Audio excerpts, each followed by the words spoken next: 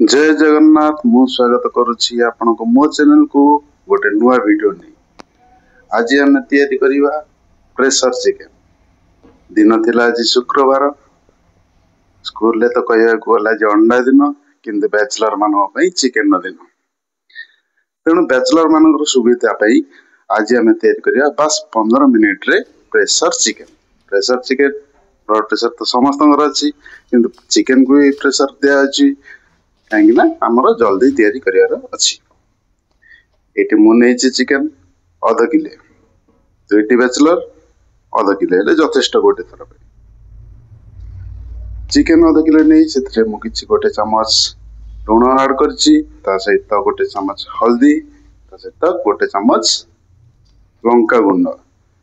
लेंबू सोराटे चिपुड़ी देली एवं ताको मैरिनेट पाई 5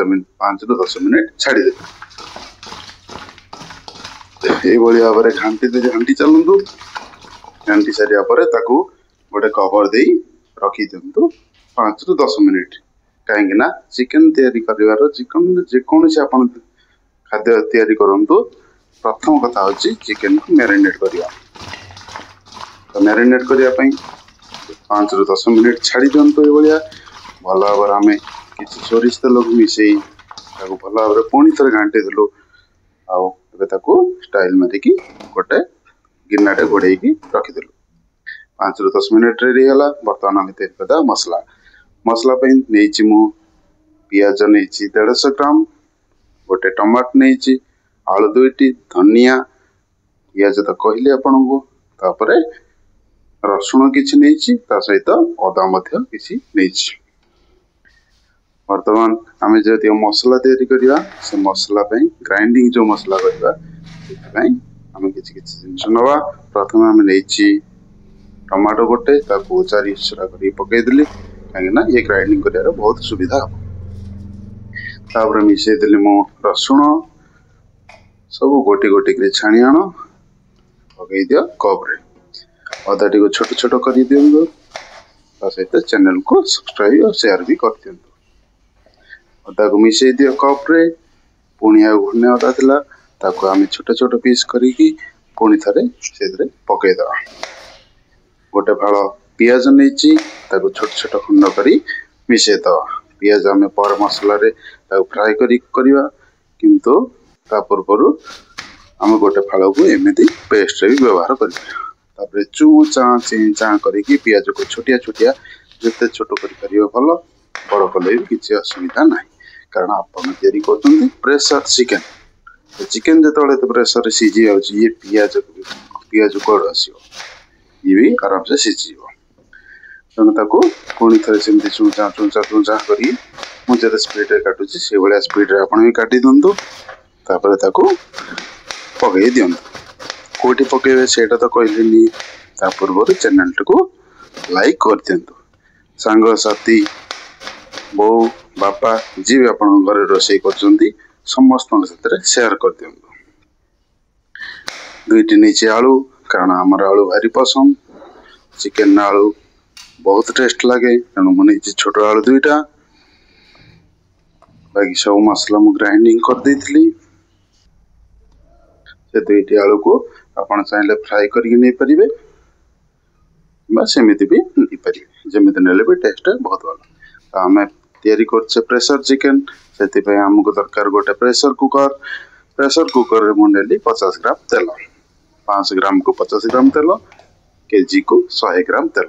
यही हिसाब से आप 5 किलो करूँ 10 किलो करूँ 100 ग्राम करूँ जी करेंगे से अनुसार मिसई जाए। तो प्रेशर गरम हो सारा पर मुझे 50 ग्राम सोरिष तेल व्यवहार कली पकईदेली 2टा डालचीन ता सहित तेजपत्र 2टा पकईदेली आउ किसी मसला पकईवा नहीं जिते अधिक मसला पकईवा से भल किंतु आम कम मसला व्यवहार करवा। से पकईदेली गोटे चमच लंका गुंड चिकेन टा टिके लाल हम बोली टे गरम करने छाड़ीदे मझे मझे टे घाटी दवा। जो पियाज नहीं 150 ग्राम आप चाहिए नहीं पारे से पकई दे गोटे चमच लुण पकई दे लुण को आप सदा बेले स्वाद अनुसार व्यवहार करेंगे कारण मैरिनेशन बेले भी आम लुण व्यवहार कर से अनुसार आप लुण को कम बहुत करें खड़खाड़ खड़खाड़ करके घाटी चलतु देखु भल भाव है कि नाई पियाज टाक पूरा लाल होगा पर्यंत भल भाव भाजीदबा पचारे पियाज कहीं लाल है जदि लाल कहीं जानवा चाहते अन्य जिनिस को तावा उपर थे रखिकी देखु तो पियाज लाल है आम नहीं ग्राइंडिंग करते मसला से मसला टी पकईदे बाहर टिके पड़गला से पोछीद भल से पोछी है कारण प्रेसरटा टी गरम थी तेणु लगिगला भल भाव घाटी दे देखा पूरा पानी मला जाए पानी पूरा बेसी नमारे भी चलो कारण आम नहीं गोटे प्रेसर अल्प टिके पानी मिसेदेले से जो ग्राइंडर टिके लगी आम धोईदे भल भाव बर्तमान घाटी दबा ये भाया घाटी सारिकी से विभिन्न प्रकार अल्प अल्प सब मसला व्यवहार करिया प्रथम नहीं मुझे जीरा पाउडर आप गोटे चमच छोटे चमच नहीं पारे कि मुझे 5 टंकिया पैकेट तेणु मुझे पकईदेली अल्प टिके तापर चिकेन मसला सेमती 5 टंकिया पैकेट आनी से अधा पकईदेली से देखो आप भाया पकईदे पारे तापर नहीं धनिया पाउडर से भी 5 टंकिया पैकेट आनी से भी टिके पकईदेली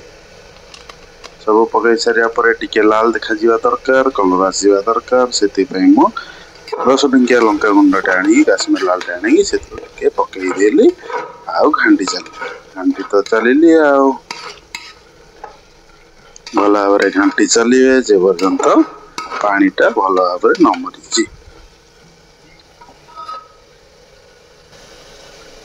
देखुए मझे मझे जमी मसलाटा तले लगी न जाए हलदी मन नाला तेणु मु पचर पकईदेली गोटे चमच हलदी पूर्व आम मैरिनेशन व्यवहार करते न पकईले भी चलता किंतु आम दरकार कलर तेणु आ गोटे छोट चमच मु पकईदेली एमती भल भाव घाटे जमी तले न लगे घाटी सारापर जो मसला टी हम चिकेन पकईदे 500 ग्राम जो आम मैरिनेट करते भल भाव पकईदे देखो तो पूरा मैरिनेशन होमती लाल जर्जर देखा तापरे आलू 2टा जो काटी से 2टा आलू को आम मिसेदबा से पर्यंत घाटी चलवा जे पर्यंत से भल भाव मिसी न जाए टिके समय हाई फ्लेम आम घाटी दबा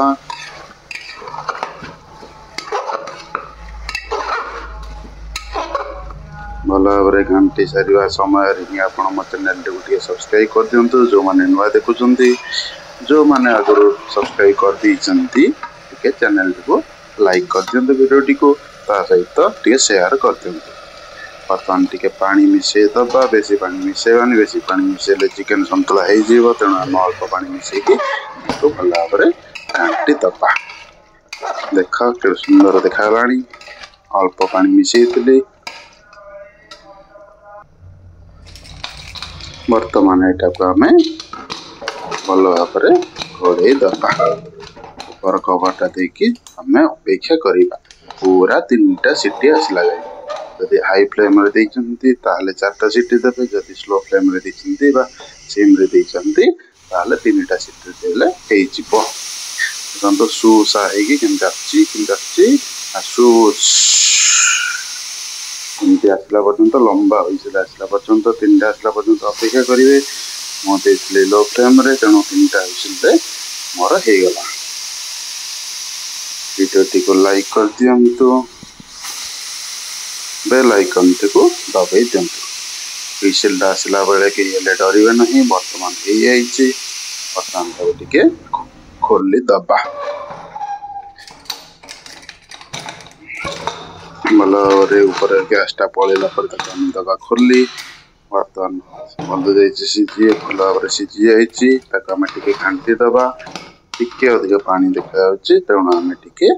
हाई फ्लेम बसई दबा कारण सीधा अंशटा आसो सीधा बास्नाटा आसो तार पानी अंशटा मरिया आ टिके समय 2 मिनिट दे दबा।